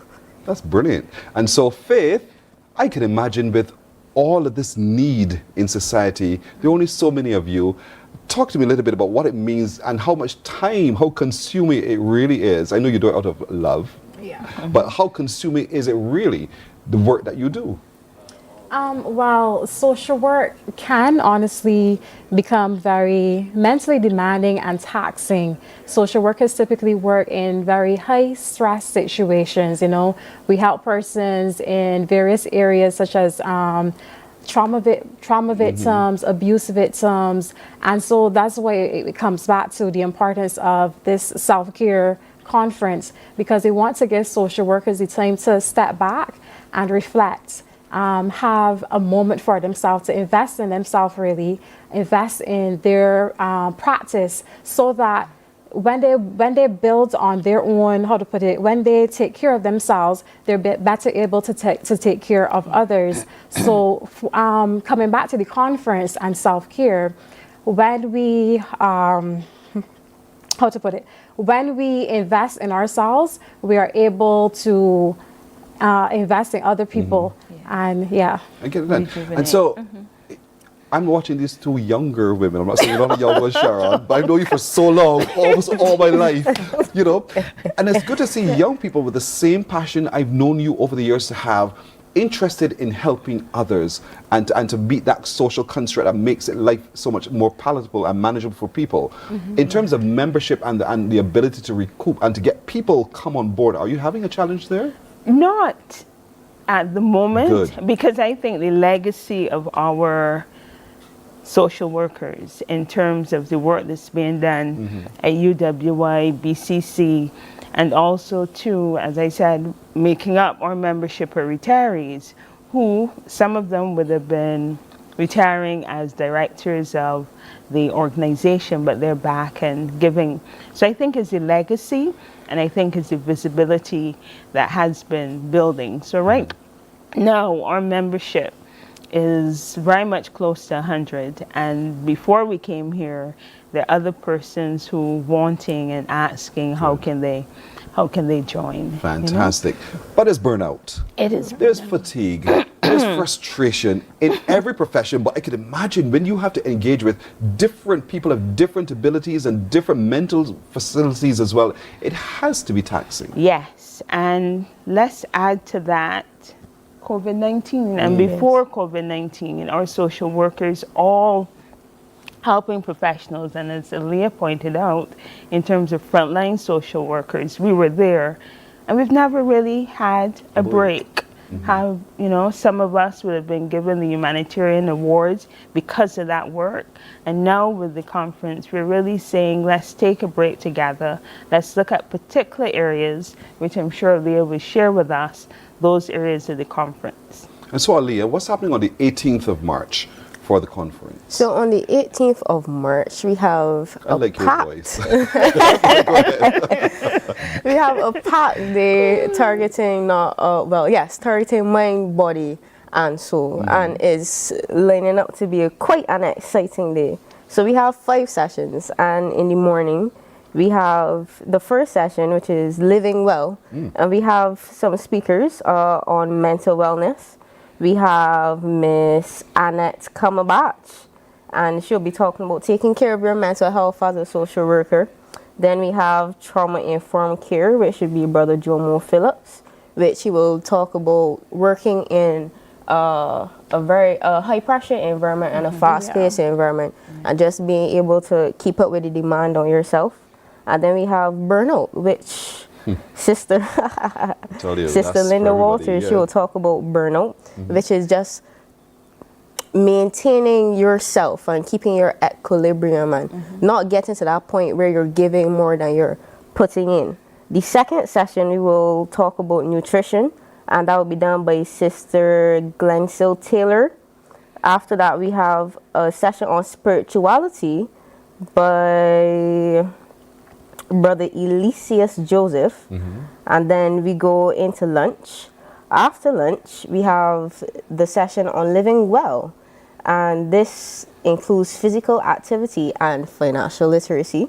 After that, we have the 4th session, which is a fun activity. So it will include designing a self-care plan. There's going to be a sip and paint. There's going to be some poetry, dancing, and meditation. And then we close off the afternoon with an open mic and some other fun activities. So it's a day that targets, as I said, mind, body, and soul. I like the way you've segmented the day as well. You start with, let's face the reality. I'm burnt out. I'm tired. I'm all of those things. Pour it out. In other words, get it out of you. Come, let's talk it up. Talk it up. And then you take a little break, and then you take me into other sessions that now to build me back up. Correct. And you end with, I go home all energized with a lot of fun. At the end of it all, now I show my talent. I show how easy it is because I've just unburdened a lot of what we've been through. And you're doing it with other social workers, other helping professionals. So we're not all coming from one location. We're all embracing each other. And so are you looking forward to this, Faith? Yeah, of course. Of course, because as I said before, we all, regardless of what profession you're in, we all need to take a break. And this conference is going to give us the opportunity to really look at our own self-care plan, whether it's good or bad, find ways to make improvements to that plan, set goals, and hopefully come away feeling rejuvenated and re-energized. So I'm definitely looking forward to the self-care conference. I feel as if I should turn up. Honestly, it sounds so good. The way you've structured it and to empower me at the end of it all. And that's the beauty of what you've been able to do. So do we have to register? Do social workers have to register, or because you know me, I can just show up? Oh, no, you don't just show up. You don't just show up. I know you, but you don't just show up for all these years. It is like, nope. We have actually filled our registration because we reached out to all the various entities where social workers are employed. And we've gotten quite a number of persons, because this is our first, and it's the first for practitioners. Usually when you hear conferences, it's the researchers, it's the newspapers. But as practitioners, we too have a lot to offer.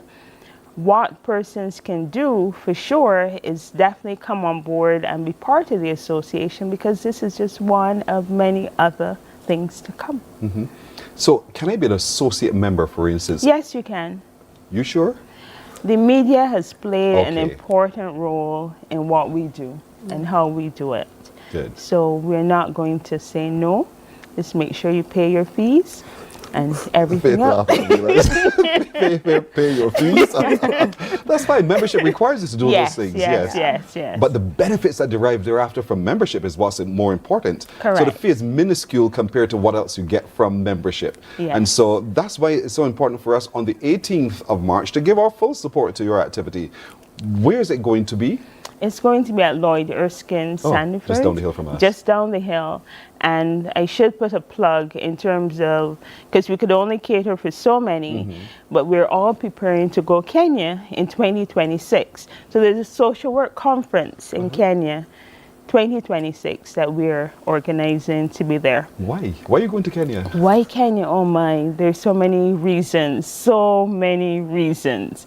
The connection, the fact that they themselves are reaching out. They've not had a conference in Kenya to welcome others since 1980. So, I mean, it's been years. It's been difficult.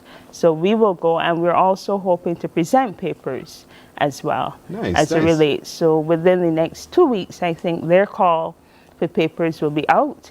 And this Thursday, we're having our meeting at Warren's, and we will be looking at Kenya and what it has to offer and see the safari. I mean, there's so many reasons for us to be there. I'm so jealous at the moment. Aliyah, I can see your face. You're so excited about this opportunity as well, right? Of course. Well, as a student, because I'm a Master of Social Work student as well, and right now I'm conducting some research, and you know, it's just the whole, as you would say, the rigmarole of everything that you go through. So as a budding social worker, in terms of professional development as well as personal development, it's a great opportunity for me personally, and I'm really looking forward to it as it relates to expanding just my knowledge base and understanding what social work looks like to other persons. Because in Barbados, we understand social work from our perspective because of the social issues that we face.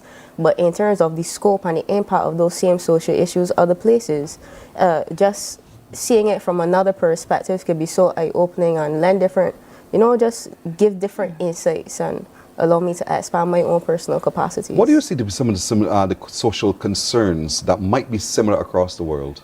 Most definitely kicking off with poverty. Yeah. Poverty. Some persons don't. Poverty can take on a number of faces. There are different types of poverty, and the impacts of poverty look different for every single person. So most persons, when they think about poverty, they think about absolute poverty, which is just the inability to provide for your basic needs, such as food, education, shelter, clothing on your back, and stuff like that. But poverty has different levels. So you can have absolute poverty, which is what I just spoke about. Then you can have relative poverty, which is, it would be relative to the context of wherever you are living. So I could live on this side of the road, and I may live in a board house, and I may be living on minimum wage, and I may barely be able to feed my children. But then there's somebody on the other side of the road who has all of that and more. All of that and more. But that person may still be just right there, just making maybe just a little bit more than minimum wage.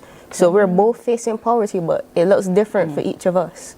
We tend to look at the other person across the road and judge them based upon what they look like on the exterior, not knowing the struggles sometimes that they too are also facing. Correct. And so for you, Faith, are you looking forward to Kenya? Yes, of course. I'm looking forward to all the networking opportunities with like-minded professionals, sharing experiences, getting to meet people across the world and seeing what we have in common. So I'm definitely excited for Kenya.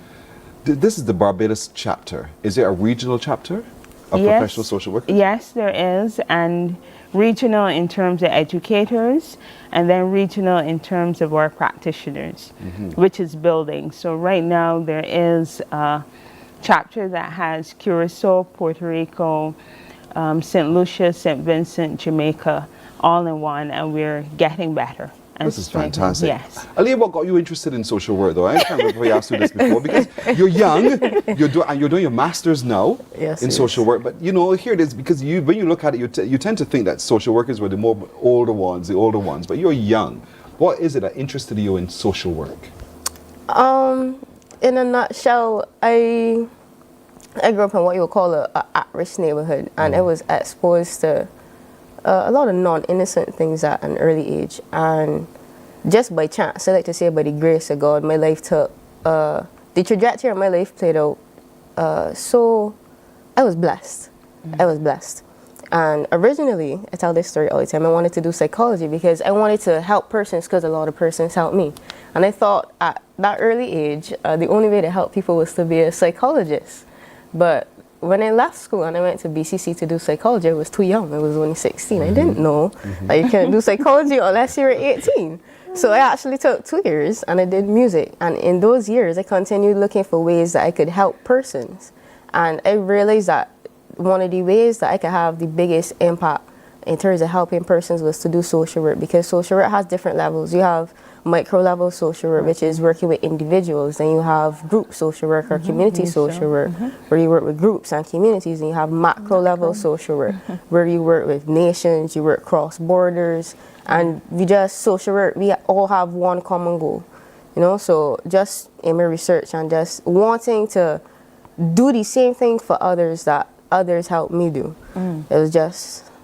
And that's what most social workers operate as. I want to do for someone. What someone did for me. Yeah. And so, Faith, is that a similar story for you? Yeah, it is actually. When I started social work, I entered UE at 17. I really wanted to do social work. It was between social work and psychology, but it was also too young. So I had to wait a year, and then it was finally accepted into the program. I also come from an underprivileged background, so I always grew up with a sense to want to help. I felt as though I was always a change agent at heart. And after looking at the program that university offered, I felt it was the best program for me to give me the skills that I need to become an effective change agent.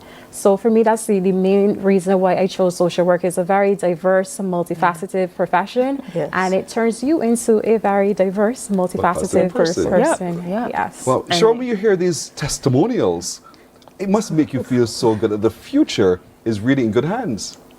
It makes me feel truly proud and thankful in terms of the legacy and thankful in terms of the roots that have definitely been planted. And if we had more time, these two young persons are so unique as it relates to social work. They offer more to the profession with their talents and skills that I think understanding this profession that offers and taps into all our different talents is truly amazing. So yes, I am truly proud. I am thankful. I am really, really liking the blessings that we have had through the profession and where we're going step after step and growing onwards. I am not just proud, I'm pleased as well with what I see. And now I place your face.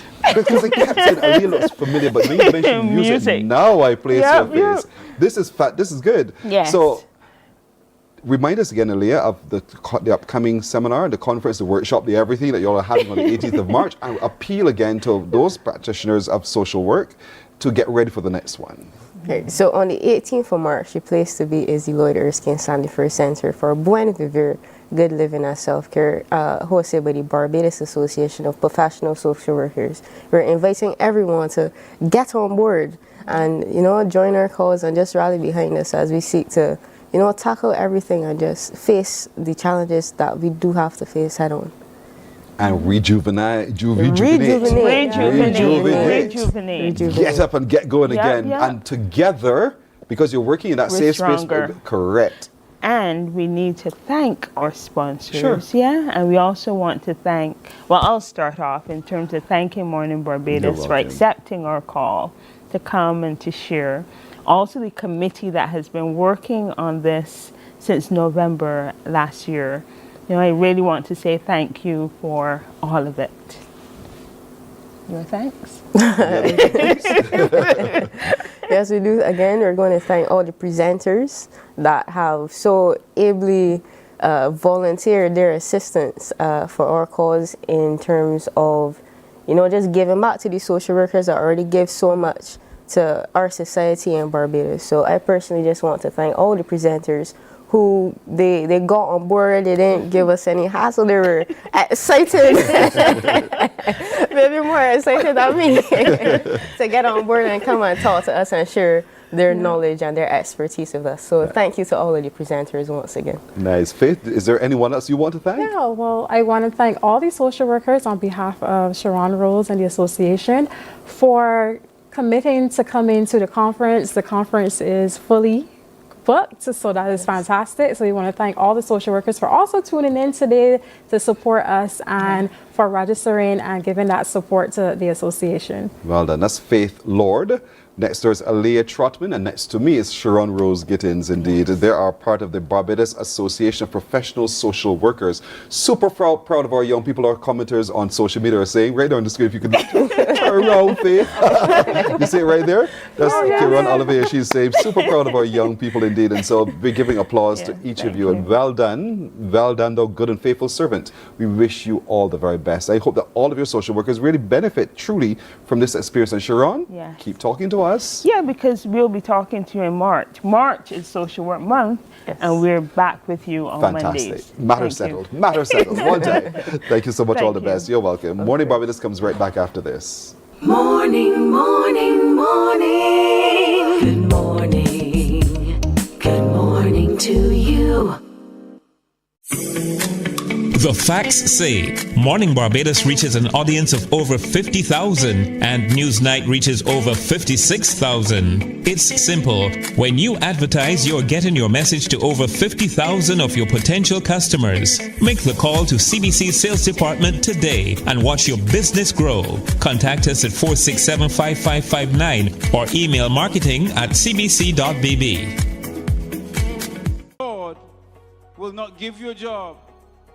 God will not call you to do something and then not give you the capacity to have it, to make it happen.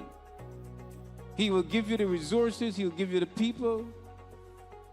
Not only will He equip you with ideas, but He will equip you with favor, as He did Nehemiah. Turn on the latest episode of Infinite Possibilities, only on CBC TV8, every Sunday at 1:30 p.m., sponsored by Covenant Life Teaching Center.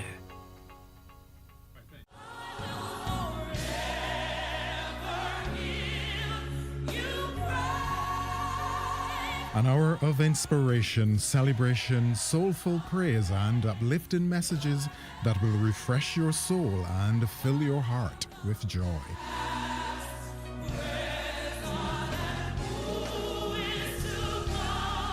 Q Gospel, Sunday at 4 p.m. on Quality 100.7 FM radio, bringing you closer to the music, the message, and the ministry.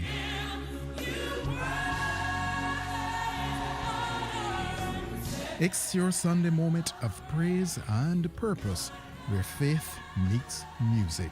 Q Gospel, Sunday at 4 p.m. on Q 100.7 FM. Welcome to Nature's Discount, the ultimate health food store. At Nature's Discount, we have thousands of quality products at great prices. Hi guys, Dottie here with Nature's Discount, and today we are talking about Solar Ray Microbiome Probiotics and why you should be taking them. And we have well over 3,000 amazing products to help you get healthy. For your health tips, tune in to CBC TV8 every Monday, Tuesday, and Thursday for Nature's Discount, sponsored by Get Healthy Incorporated. Our world today is not the world God wants it to be. One of the reasons which will surprise many is that our planet, its governments, and its peoples are all living under the weight of Satan's rule. From the beginning of mankind's existence to today, human history is the written record of what it means to live under the rule of the devil. Yet that rule is coming to an end, and what a difference that will make. Every Sunday at 9 a.m. on CBC TV8, tune in for Tomorrow's World, sponsored by the Living Church of God.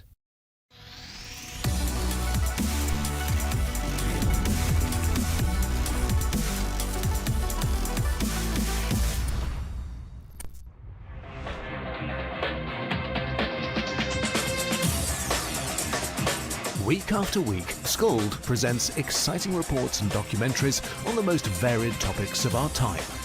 Spectacular developments and innovations, lifestyle and trends of tomorrow, mobility and tourism, health news, highlights from art and culture. Each contribution grabs the viewer with extraordinary images and stories and takes him into fascinating worlds which he experiences here exclusively and up close. We're there when companies and specialists develop super satellites for a global network in space and can look behind the scenes. Scold is a window to everything that is there or is yet to come. Fly with us through time to better understand today and tomorrow. You've always wanted that. Scold, a look into the future.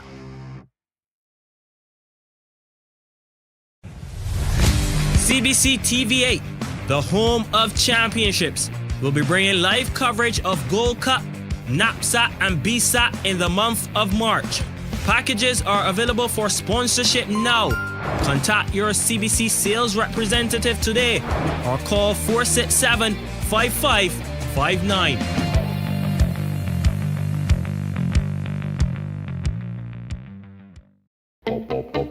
We enjoy a game of dominoes and singing karaoke. I just love crew. When you love me just a little bit longer. You get to relax and have a drink and listen to some nice music. It's something different. It's spectacular. It's fabulous. You know, it's a different feeling altogether. I never feel so good in a party yet. Follow me to Q in the Community this Thursday. You know why? The facts say Morning Barbados reaches an audience of over 50,000 and Newsnight reaches over 56,000. It's simple. When you advertise, you're getting your message to over 50,000 of your potential customers. Make the call to CBC Sales Department today and watch your business grow. Contact us at 467-5559 or email marketing@cbc.bb. God will not give you a job. God will not call you to do something and then not give you the capacity to have it, to make it happen. He will give you the resources. He'll give you the people. Not only will He equip you with ideas, but He will equip you with favor, as He did Nehemiah. Turn on the latest episode of Infinite Possibilities, only on CBC TV8, every Sunday at 1:30 p.m., sponsored by Covenant Life Teaching Center.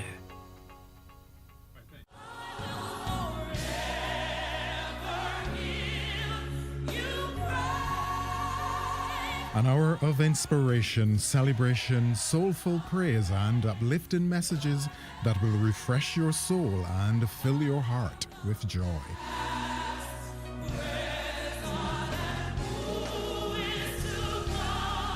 Q Gospel, Sunday at 4 p.m.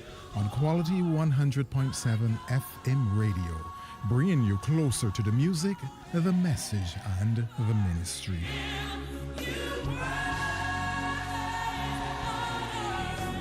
It's your Sunday moment of praise and purpose, where faith meets music. Q Gospel, Sunday at 4 p.m. on Q 100.7 FM.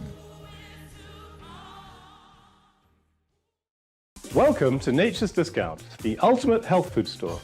At Nature's Discount, we have thousands of quality products at great prices.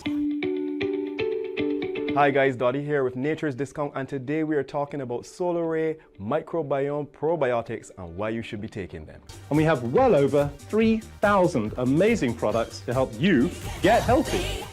For your health tips, tune in to CBC TV8 every Monday, Tuesday, and Thursday for Nature's Discount, sponsored by Get Healthy Incorporated. Our world today is not the world God wants it to be. One of the reasons which will surprise many is that our planet, its governments, and its peoples are all living under the weight of Satan's rule.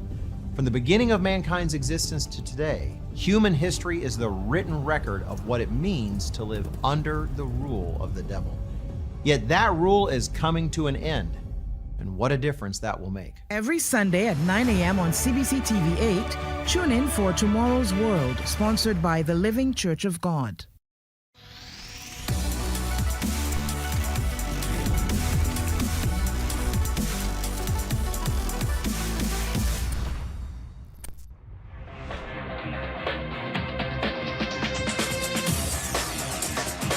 Week after week, Scold presents exciting reports and documentaries on the most varied topics of our time.